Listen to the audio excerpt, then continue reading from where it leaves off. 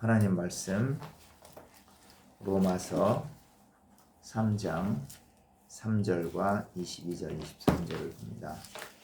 로마서 3장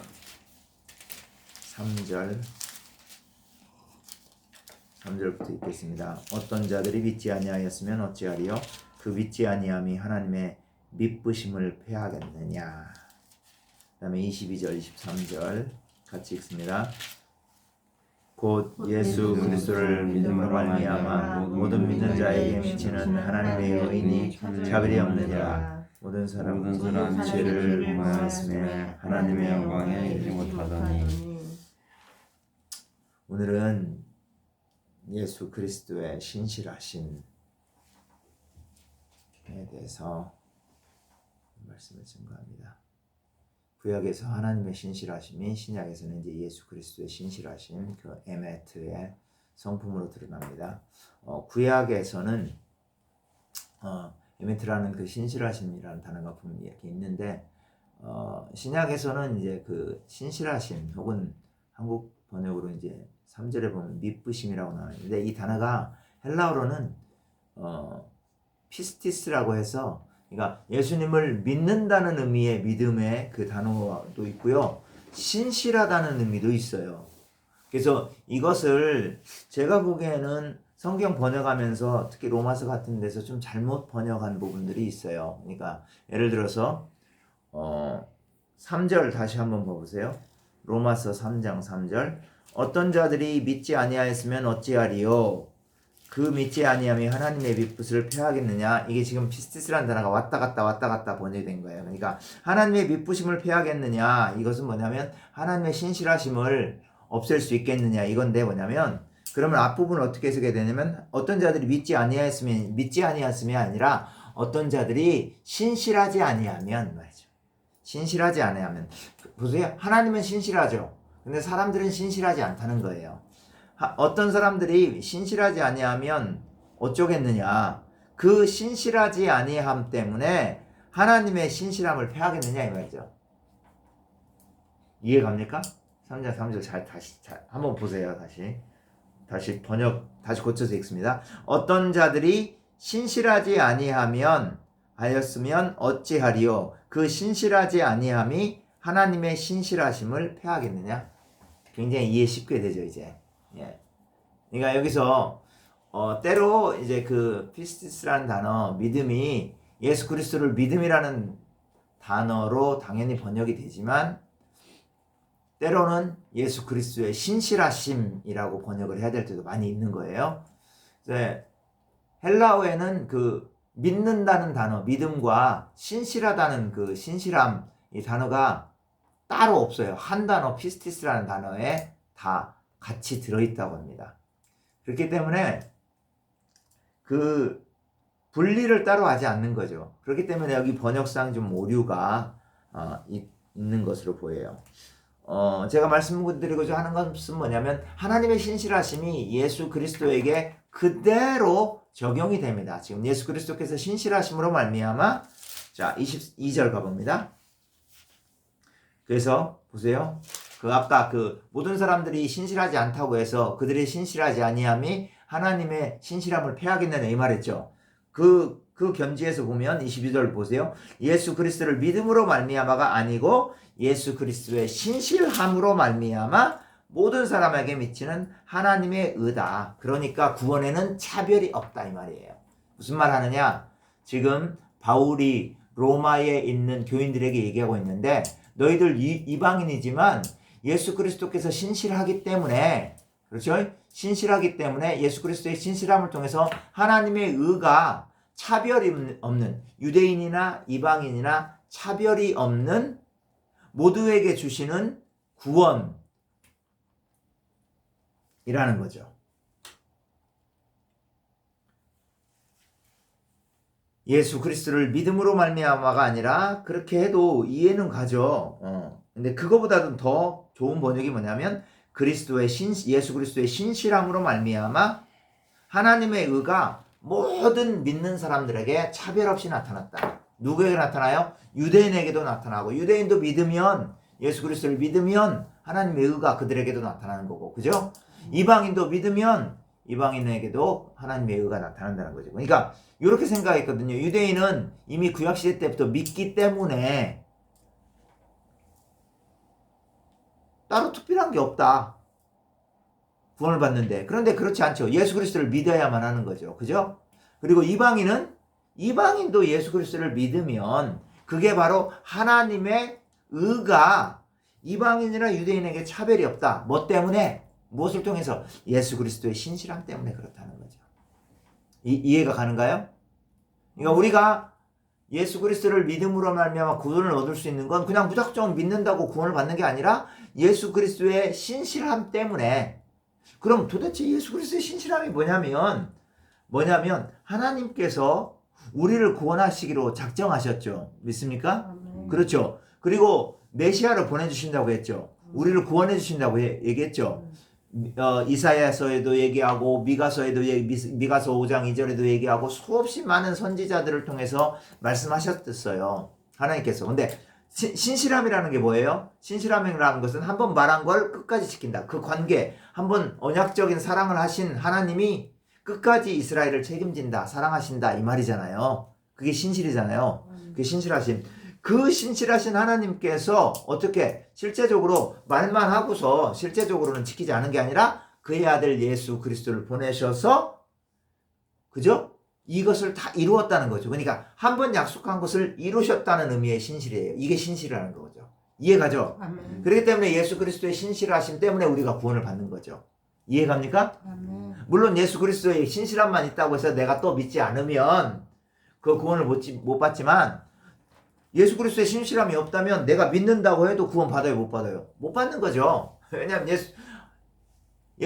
하나님의 신실하심이 그의 아들 예수 그리스도에게서 신실함으로 드러나지 않는 한 우리는 믿음이 있을 수가 없는 거죠. 우리는 믿을 수가 없는 거죠. 그렇죠?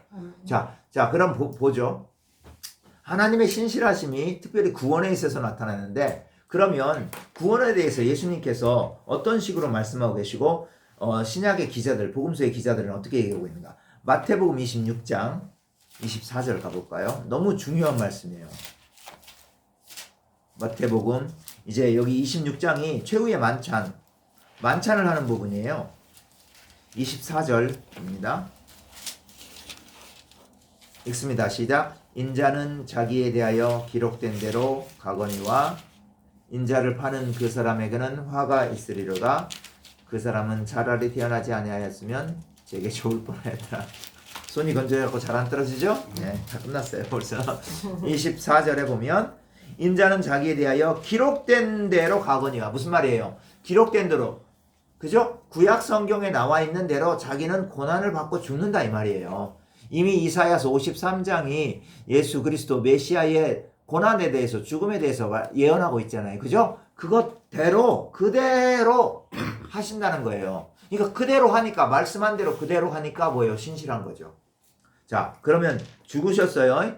자, 구약 이사야서 53장에서 예언한 대로 그대로 죽으셨어요. 그럼 죽는 것까지 하면, 그만큼까지만 하면 신실한 건가? 그것까지가 아니에요. 또 더 있어요. 그 단계가. 32절 시작. 그러나 내가 살아난 후에 너희보다 먼저 갈릴리로 가리라. 뭐 한 후에? 살아난 후에. 부활이죠. 그러니까 예수 그리스도가 죽기만 하고 구약의 예언대로 죽기까지만 했으면 신실함이 증명이 다 되지 않아요. 뭐까지 해야 돼요? 부활하셔야죠. 부활하셔야 예수 그리스도께서 우리를 의롭다 할 수 있는 거예요. 예수님도 인간하고 똑같이 죽고 끝나버리면 뭐가 있겠어요? 우리가 이렇게 믿을 필요가 없는 거죠. 이제 고린도전서 15장에서는 바울이 계속 부활에 대해서 그런 얘기 하는 거거든요. 만약 예수 그리스도께서 살아난 것이 없으면 우리의 믿음이 무슨 소용이 있냐? 다 헛된 거 아니냐? 그렇죠? 예수님이 부활하신 거 없으면 나도 안 믿죠. 예수님. 여러분도 안 믿죠. 당연히. 기독교라는 게 생겨날 수가 없어요.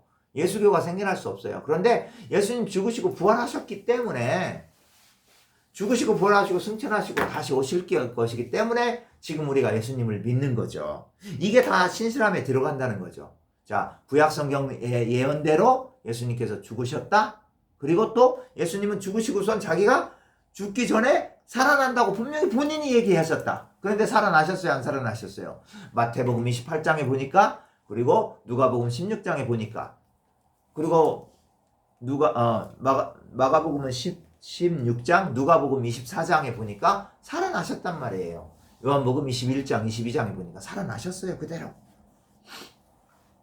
이래서 신실하다는 거죠. 한 번 말씀한 될 것을 그대로 지키는. 그래서 우리가 눈여겨봐야 될 게 기록된 대로라는 거예요. 기록된 대로. 한 번 하나님이 말씀하신 것, 하나님이 선지자를 통해서 예언하신 것을 뭐라? 그대로 예수 그리스도께서 지키셨다. 이게 바로 예수 그리스도의 신실하심이에요. 예수 그리스도께서 신실하시기 때문에 우리가 그분을 믿을 만한 거죠. 아멘? 그래서 우리가 믿는 거고요.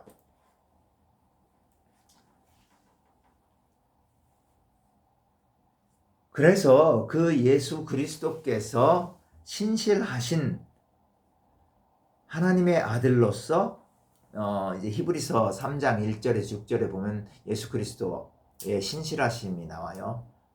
하나님께 충성되게 행했다. 그죠? 충성되단 말도 사실은 다른 의미의 신실이에요. 신실. 그리고 요한복음 1장 14절에는 보면 요한복음 1장 14절 간봅니다.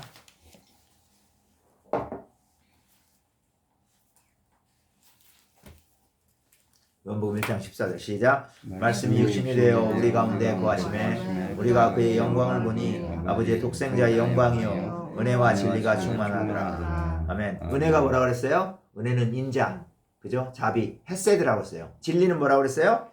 진리가 바로 신실하심이에요. 신실하심의 매트예요. 그러니까 구약적인 용어 자비와 성실 혹은 신실이에요. 이거를 요한은 은혜와 진리라고 말한 거예요. 예수 그리스도 자신이 하나님의 아들이기 때문에 하나님의 속성과 똑같아요. 똑같아. 하나님의 속성과 다른 게 하나도 없어요. 다 똑같아요. 하나님의 속성과. 그래서 우리가 예수 그리스도를 바라볼 때 하나님을 바라볼 수 있고 예수 그리스도의 헤세드와 에메드, 그죠? 자비와 성실하심을, 신실하심을 바라볼 때 하나님의 자비와 신실하심을 바라볼 수 있는 거죠. 그리고 하나님의 자비하심과 신실하심이 예수 그리스도 안에서 이루어졌어요. 그래서 우리가 그 예수 그리스도를 믿으면 우리도 그 하나님의 성품, 예수 그리스도의 성품인 자비와 성실하심, 신실하심이 우리 안에 그대로 뭐라고 할까? 접붙여져요. 그래서 내일은 이제 우리가 하나님의 신실하심과 예수 그리스도의 신실하심 그리고 자비를 어떻게 그러면 받아들이면서 어떻게 적용하며 살 것인가를 내일 말씀드릴 텐데요. 그래서 우리가 그 예수 그리스도를 바라보면서 예수 그리스도를 모델로 해서 그의 성품을 우리의 삶 가운데서 계속 지속적으로 닮아가는 거예요. 닮아가려고 또 노력을 하는 거죠. 그래서